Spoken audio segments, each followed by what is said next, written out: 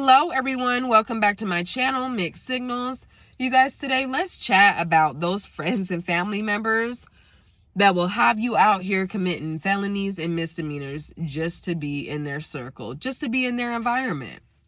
You know, on my channel I talk about personal experiences. So when I was in high school getting ready to finish my junior year, my friend group and I, we loved to go out, go to parties. A couple of them were scrappers. They love fighting. Okay.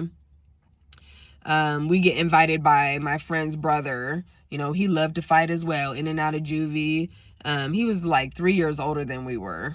Now, we ended up going out to the country, like 25 minutes away from the city, and going to this party. It's dirt road.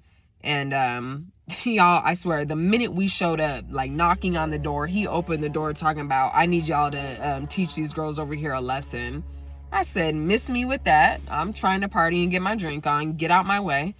You know, and he was like, no, seriously, Nikki, like, I need y'all to help me out here because they're being disrespectful to me. What's that got to do with me? Why would I care? Who cares? Who is you? You know, and he's all, come on, before you guys even come in here and hang out. I said, man, let's just go then. To the sister, I said, let's just leave, because I said, I'm not trying to do all this. You know, we're about to be seniors. I'm good. She's like, come on, you guys, come on. If we want to party, we want to hang out, you know, we got to do this. And y'all, I was so pissed off. They're yelling at the girls to get out the party. The girls are walking out, 2 girls. And I'll just sit my behind down on the ground. I'm like, I'm not doing nothing. I don't want to do this. They're all, come on, Nikki, get up. I said, man, get out my face. They're running behind the girls, y'all, talking crazy mess to them. And 2 of the girls in my friend group just start wailing on him, just start beating him, where one of the girls' wigs flies off. And I'm all, oh, ooh. I said, ooh, something not right. This girl was bald. And I mean like baby bald, okay? I said, hey, something not right, y'all. Stop that. Come on in here. Now, the girls come running back. And, you know, the girls that got beat up were like, we calling the police on you guys. You don't know who you messed with, this and that.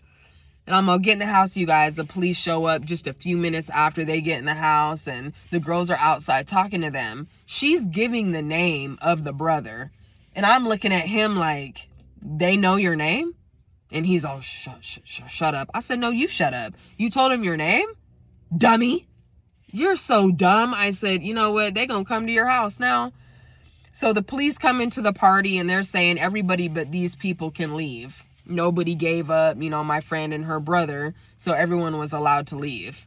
Now, a couple days later, okay, my friend, she goes to juvie. The cop showed up at her house, goes to juvie. She gets out and, you know, we all meet up. We're all hanging out. And she's like, hey, you remember those girls we beat up?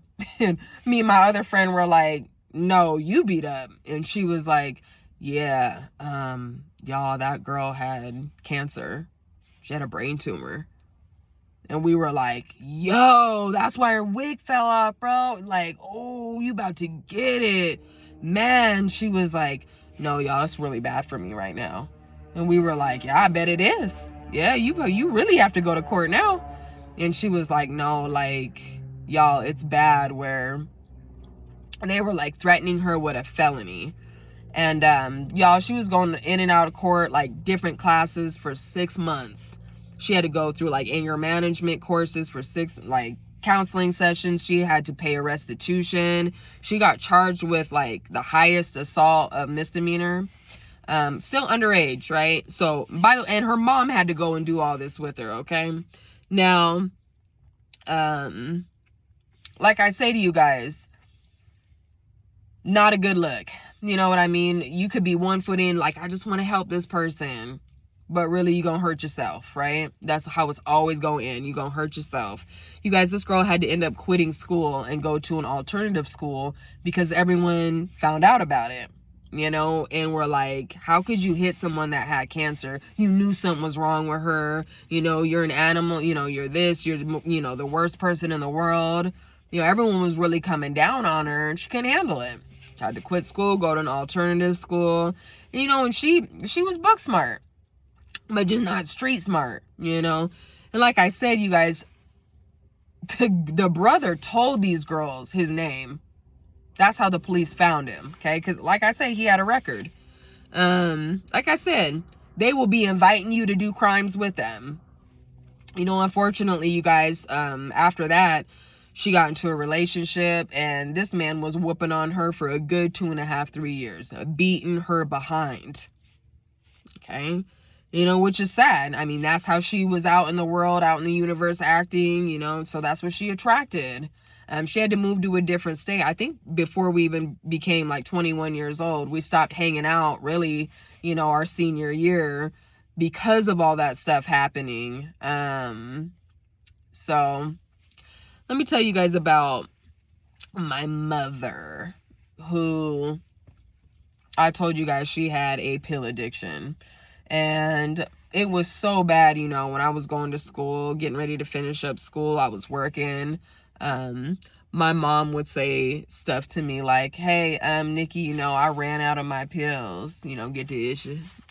I ran out of my pills, so, I'm gonna need you to go to this person's house. I'm gonna need you to go to this truck stop. I'm gonna need you to go here. And I'd be like, well, you know, she would say, if you want a place to live, you're gonna have to do that. I'd be like, so you want me to go commit a felony just so I can have a place to live? Because I would never, ever. What are you talking about? She would be like, I'm not saying that. Mind you, guys, my mom had 2 felony DUIs. Talking about, if you want a place to live, you gonna have to do something. Like, you gonna have to do something strange. You know, me and my mom would argue all the time. And I would sit there and be like, what in the world are you thinking that I'm gonna go commit a felony for you? Where does that come from? Where are you getting this? And she would be like, and nothing's gonna happen to you. I said, and if it does, what you gonna do, Karen?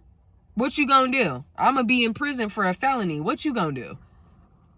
She was like, nothing. What am I supposed to do? And then be like this feeding. So you gonna go get him, or are you gonna start packing your stuff? It would be, towards the end, you guys, a constant threat. Constant threat. But let me tell you guys, when before I got ready to move out, my mom passed away. Yeah. I've told you guys the story before about her funeral and stuff like that, but she wasn't herself in the end. Let alone, you guys, my mom wouldn't dare ask anybody else, let alone she was so busy sending everybody mixed signals about me. Like I told you, going to school and I was working, my mom would be like, she not doing nothing. She just sitting around doing nothing. She just, I don't even know. I don't know. She just goes out with her friends while I was working, okay, and going to school. Like I said, if you don't do nothing for them, you're not in the circle. You're not allowed to be in their environment because you won't do for them. Okay? You're not giving. Okay? They can't take nothing from you. All right, you guys, allow that to simmer.